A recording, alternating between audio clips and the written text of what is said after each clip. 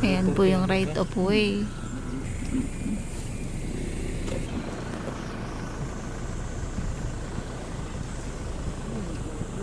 Ayan, ito po yung right of way papasok ng property. So ayan po yung kapaligiran dito sa property. Ang mga tanim po ay mga mangga. Hello, magandang araw mga farmland. Nandito po ako sa bayan ng Chaong, Quezon. So, ang Chaong, Quezon po ay kalapit lang po yan ng bayan ng San Pablo City, Laguna. So, meron na naman pong property dito na ipinapaibenta po ang owner. Ito po ay nasa 4,786 square meter po at yun po ay clean title. So, ito po yung right of way. Yan. Ayun po yung barangay road at ayun po yung linya ng kuryente, yung poste. So, yan po, itong puno ng kamyas is tumbok na tumbok po nitong right of way papasok po doon sa property. Kaya lang hindi pa po yan tinatanggal kasi meron nga po mga pwedeng iwasan pa. So, pwedeng makarating sa property na hindi tinatanggal yon. So, kasi wala pa pong bakod ito. Pero if ever po na talagang gagamitin or tatanggalin yan, pwedeng-pwede naman po mga ka-farmland. So, ayan po yung linya ng kuryente, yung poste. And ayan po yung barangay road. Ito po ay located po sa barangay Lagalag ng Chaong, Quezon. Yan. Estimated po mga from doon papunta po dito sa gate. Ayan yung gate. Mga 70 meters po. Estimated po mga ganun po yung layo. So ayan po linya ng kuryente. May source po ng tubig at ito po ay kanya-kanya na pong farm lot. So TCT title po ang property, buhay po ang nakapangalan sa titulo. Yan tayo po at atin pong pasukin ang loob ng property. Ayan, kinukuhaan po ng drone itong property para maipakita ko po sa inyo. So ayan, may boundaryhan po, yan po yung bakod para po sa right of way. So estimated po na right of way is 3.5 meters. Kasya po ang truck makapasok dito sa property. Ayan mga farmland, malapit po dito yung college po, ilang kilometers lang po yung SLSU, tsaka po yung elementary school at yung highway. Yan, may bunga ang mangga nila. Yan na po ang property. Papasukin na po natin ang papasok ng property. Ayan o, padiretso doon. Yan, gated po at may bakod po itong property. Kailangan lang po ng konting linis, mower. Madami po siyang fruit bearing trees. Ayan, tsaka po mga mahogany yung sa side. Ayan, ito po ay rectangle shape ang property. Ayan, meron na pong bahay, tapos may mga fruit bearing trees. Ayan, may bakod po, so hindi nyo po paproblemahin na makakakain kayo sa ibang lupa o ibang property. Ito naman ay i-maintain lang po, linisin lang, matabasan, maipa-repair lang po yung mga kailangan i-repair dito. Maganda na po ulit ito. Ayan, madami pong halaman, tsaka po mga fruit bearing trees. Ayan, anong puno to? Ayan, may duhat. And speaking of duhat, sobrang baba. Ayan o. Ano din to? Anong tawag doon? Kagaya doon sa pinuntahan namin kanina.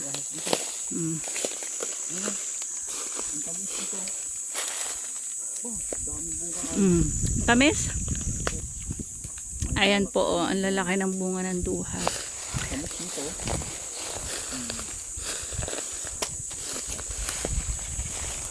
And shout out po sa nating co-agent na nagdala sa amin dito sa property.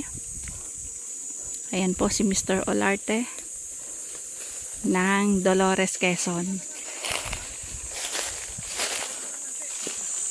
Ito po yung boundaryhan ng property. Pangitan naman po siya. Yun nga lang po, hindi po naiwasan is nasira na yung bako dito. Pero meron pong mga tubo pa nakakapitan. Ayan, kung makikita nyo po, ang dami pong mangga, langka, tsaka po eto ngang duhat. Oo, ang lalaki.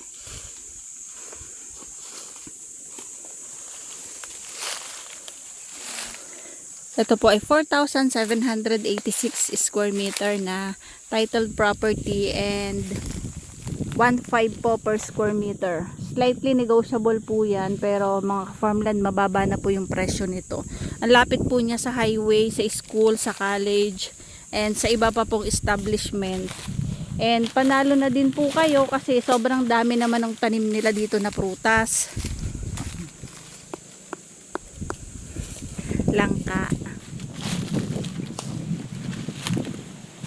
Ayan po, ano to, manggang piko or ay piko yata yan, manggang piko. Pero nagsisiksika na sila sa ano, napadikit yung pagkakatanim. Ito po ay rambutan, tsaka dalandan. Parang ang aga ng dalandan mamunga. Yan pong bayabas, ang lalaki, nasasayang lang. Tayong bunga.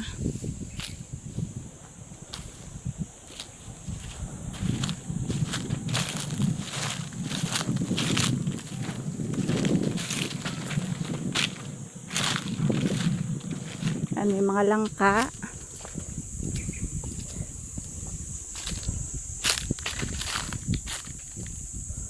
Ito may ano dito, may kubo pero kailangan na po ng renovation kasi nabulok na. Ayan po, bakod. Boundaryhan ng property. And meron pong pomelo.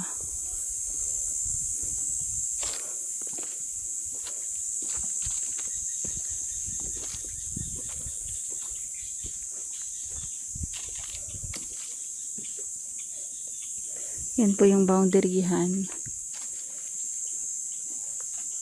So ito, meron po ulit duhat dito. Then meron silang deep well. Yan. So ito po yung source ng tubig, may tangke, may deep well po yan. Pwedeng kabitan niya ng ano, ng tangke.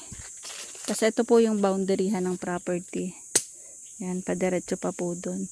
So ang shape po ay rectangle. Kanya-kanyang farmland po dito. Then may source din po ng nawasa.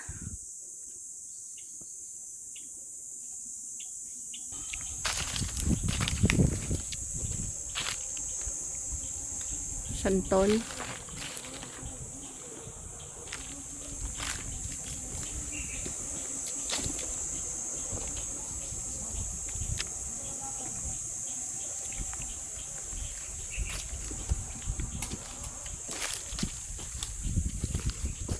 Ang reason po kung bakit pinagbibili na nila tong property, hindi na po naaabiyad, so hindi na po naaasikaso ng owner. Kaya nag-decide sila ibenta na lang kaysa nga naman po ganito napapabayaan. Sayang po yung mga prutas, tsaka itong bahay wala pong nag-aalaga.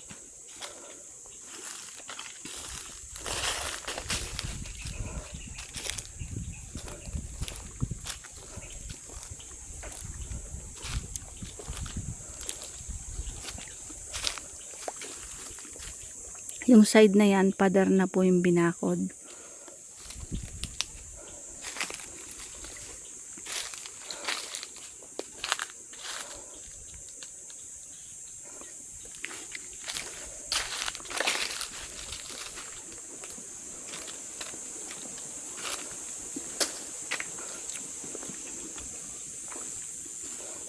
Ito pa yung bahay.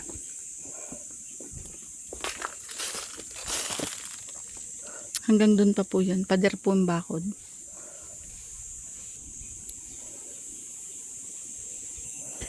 Ayan. Sa ngayon po, hindi po namin mapapasok itong bahay. I-send ko na lang po sa mga client po yung ano nito. Kung ilang kwarto, yung details po ng loob ng bahay. Excuse po. Ayan mga ka-farmland. Ang dami pong chiko. Sobrang baba.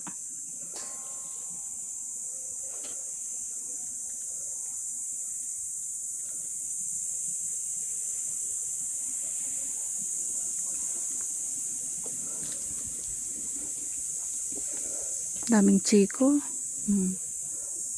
Kaya lang dami ding bantay. Dahil langgam. Sa mga farmland, dito sa area na ito, hanggang dyan po yung bakod na pader. And then, barbed wire na po ulit. So, dito po sa loob, ganda niya oh. Ano lang po ito, may mga abukado, tapos ito, mga puno na malalaki. Then, ayan nga, mahogany. Ganda po nito mga ka-farmland. Lapit lang po nito sa Manila, lalo po pag na-open na po yung TR4. Ang exit po ng TR4 ay dito po sa Chaong, Quezon, sa may Villa Escudero. So, ilang minutes lang po ito from Villa Escudero. So, yan po, may bakod po yung kabila. Yung bakod na pader po, yun po yung boundaryhan ng property.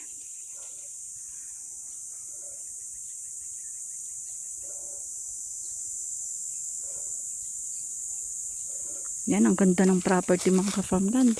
Patag na patag, hindi po binabaha dito mga ka-farmland. At ang nakakatuwa po kasi dito, madami pong tanim na fruit bearing. So, maganda po ito sa retirement place, sa mga senior citizen. Kasi may sarili pong right of way, may bahay na, patag po. Wala na pong poproblemahin na paborol-borol. Hindi po mahuhulog o matutubog ang matanda. Tapos napakaganda pa po dito tayuan ng cottage o kaya pahingahan. Meron pa po silang taniman ng gulay dito sa area dito. Ang bahay naman po, i-develop lang po or i-renovate, pagandahin lang. Di na po kayo gagastos ng ganoong kalaki. Ito naman po, depende po sa makakabili kung babakuran nila ng concrete or i-stay po nila kagaya po ng dati na nakabakod na barbed wire and hog wire. Pero meron pa po yung mga tobo kung saan dun po ikakabit yung mga linya ng ibabakod. Diretso po dun. Ganda po ng shape ng property at ang ganda po nitong property. Inuulit ko mga ka-farmland, ito ay 4,786 square meter po. May sarili pong right of way. Titulado po yung right of way. 70 meters po estimated galing sa Barangay Road papasok po dito sa property. Rectangle po ang shape ng property. 1,500 pesos per square meter po ito. Malapit po sa highway, malapit po sa exit ng TR4. Located po ito sa Barangay Lagalag, Chaong, Quezon po.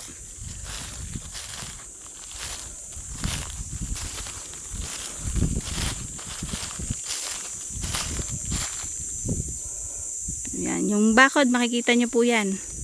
Yan po yung boundaryhan po ng property. So patag na patag ang property. Meron po mga prutas. At ang kagandahan po, ayan po ang bundok Banahaw. Yan oh.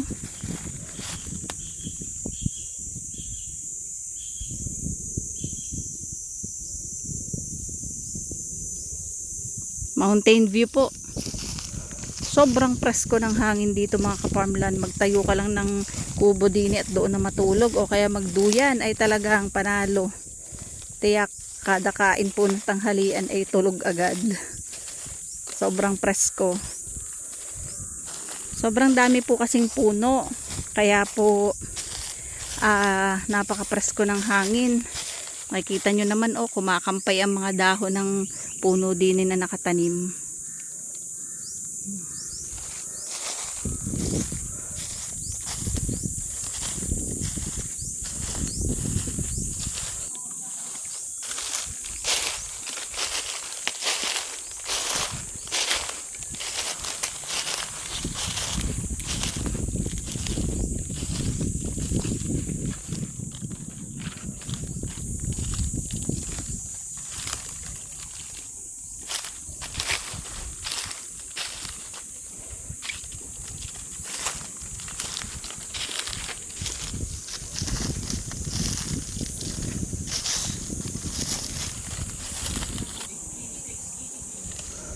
Ayan mga ka-farmland oh.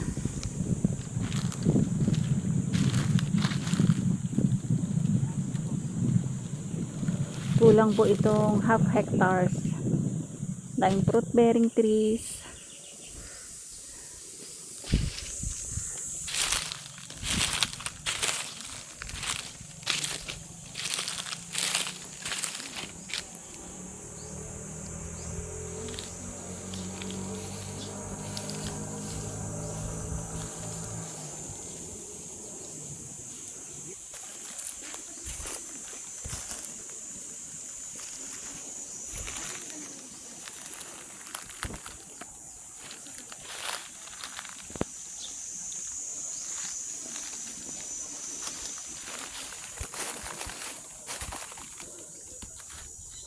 Kakatuwa po kasi ang dami pong prutas.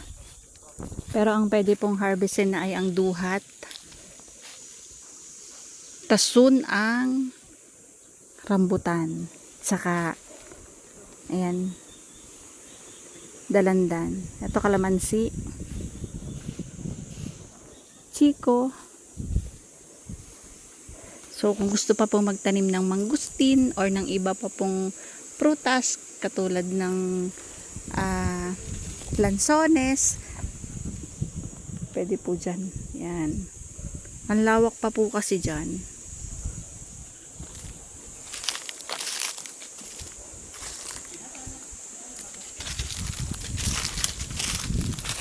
So ayan mga farmland, inuulit ko po. Ito po ay 4,786 square meter po. May right of way po yan doon. Titulado po ang right of way. 1.5 per square meter. Slightly negotiable.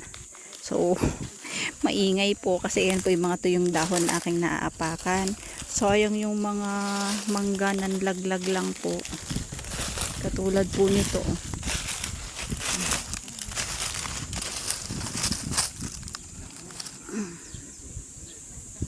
Yan. Dito na po yun galing. Sa puno na yan. Yan o. Sayang, diba? Manggang kalabaw pala ito. Ilang puno yan ng mangga. Madami yan.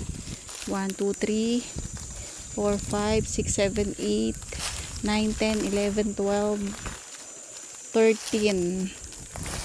13 puno ng manggang kalabaw.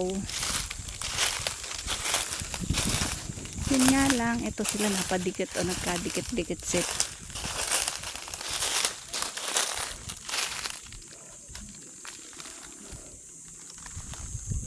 Para po sa interested buyer dito sa property na ito, message nyo lang po si Ka-Farmland TV or text nyo lang po sa 0928-749-2752. And nakalagay naman po sa details ng aming mga uploaded videos. Nandyan po lahat ng aming contact details.